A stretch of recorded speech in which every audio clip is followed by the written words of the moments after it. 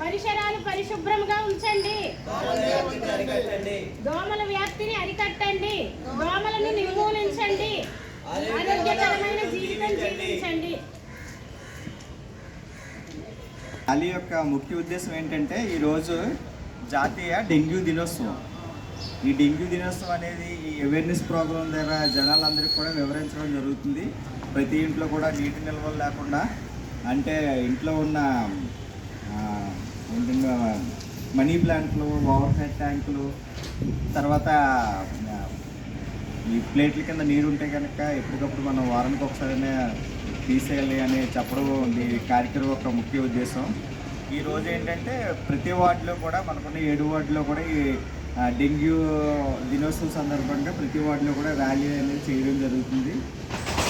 Dengue కోసం వివరించడం జరుగుతుంది.